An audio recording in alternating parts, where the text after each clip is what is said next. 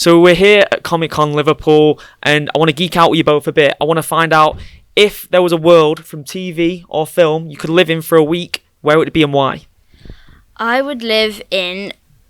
what's the place called that they live in Lord of the Rings? Middle-earth. Middle-earth. I'd live in Middle-earth. Very, very dangerous place, though. Do you feel equipped for that? Oh, yeah, I'm ready. I live in one of the little hobbit holes. Oh, well, that's fine. That's the happy place, isn't it? That's where nothing goes wrong. Exactly. The Hobbit Village. Is it Hobbiton, I think it's called? Yeah, just chill there. Yeah, absolutely. And don't venture away. I would live in Mirkwood with Radagast.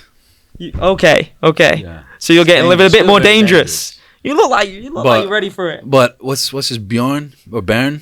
I'd hang out with him. Okay, and would you take your speaker with you as like a war cry to let people know that you're here? Yeah. What would the song be that you would have as your war cry? I would play the Bo Hansen, Lord of the Rings. He did the music for the Animation one, yeah. I'm stuck between Fast and Furious and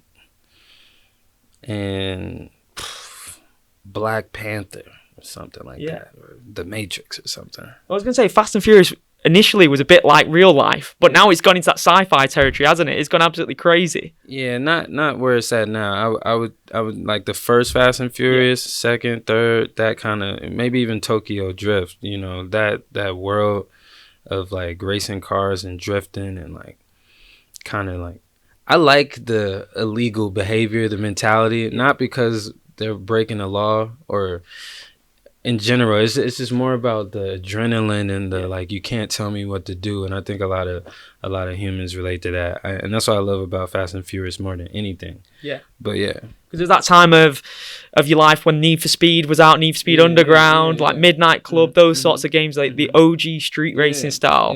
Were you a gamer as well? Yeah. When I was younger, you know, I got out of that because in my mind it was holding me back, but I do enjoy video games a lot. What is the scariest film you've ever seen, your comfort film, and then the funniest film you've ever seen as well? Scariest film I've ever seen was showed to me by Craig Mazin, which was Silence of the Lambs. Yeah. That's a great terrifying. I can't do horror. I freaking hate horror films. But yeah, Silence of the Lambs. What was the other questions? Comfort and funniest. Probably Mamma Mia is my comfort film. Yeah. So I've just seen it far too many times. Funniest? Maybe I can plug Pedro and say Unbearable Weight of Massive Talent. That is such a good one. That is really good. Scary ones. The Exorcist was scary because I saw it as a child. Yeah. And my mom got so freaked out. She started hearing things.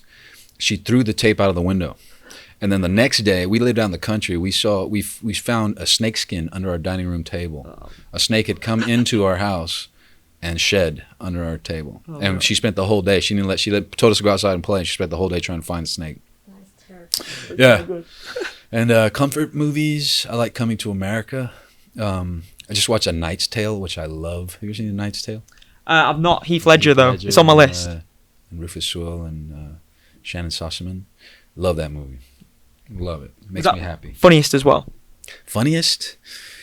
I mean, Coming to America is really funny to me. I like Talladega Nights. That's kind of funny. I mean, I don't know. There's tons of them. Those are kind of recent ones that I've just seen. Comfort film is probably either You Got Served or The Matrix because of like the effect both of those films took on my life. It's boom, boom. What was the second one? Scariest film. Scariest film. It's hard to scare me, you know? Like, I feel like I know it's just like it's hard to make me laugh. You know, I have to get scared by like intimidation or something. It's hard to like watch a film and it's like, oh, I'm scared. I'm shaking in my boots. It's the music, it's the timing, it's the like I see through it all. So it's hard. It's hard. What about funniest? I know you said that's hard. I'm more of a Cat Williams stand-up comedy kind of guy. Like, it's hard to make me laugh. Like, I'll look at Dave Chappelle and like see like the God in Dave, but I can't. I understand what he's saying. It's not even funny to me. You know what I'm saying? It's like I'm listening to a preacher or something. It's more like that. Who is the person that you've geeked out the most over being here with at Liverpool Comic Con? Gabriel Luna. And also, I met Helena Bonham Carter earlier, who I've known of for years, and like we shared the same team, so it was really lovely to meet her. Amazing. I Yeah. saw that picture as well. You look genuinely buzzing as well. it's That's great. awesome. I would love to meet her. I saw her at a distance. I was at the Bel Air Hotel, and her and Tim were having lunch at a table like across the way. And I would have loved to just say hello, but I, kind of controlled myself, composed myself, and just had my meal and left. Awesome. But Carrie Elwes is amazing. Yes, definitely. Okay, final one. What was the film that sort of awakened the love of cinema for you? So, for example, The Dark Knight was the one for me, just from a filmmaking perspective. It blew me away. And it might be something like The Matrix or You Got Served because of what it did to my life, When I saw Wanted, poof! Yeah. Like, those things made me want to, maybe one of those 007 movies did that.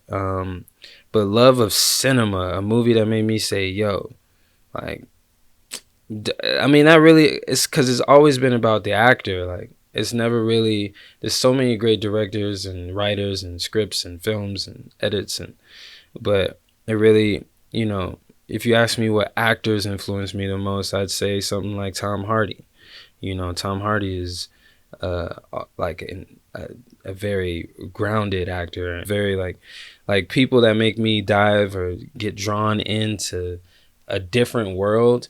Like, the graphics is one thing, like Speed Racer or something. Like, the graphics is one thing, but the actual characters and the performance and the things that draw you in with the wardrobe and the set design and all, it's like, it's almost never about anything other than like me getting sucked into a new world. Yeah.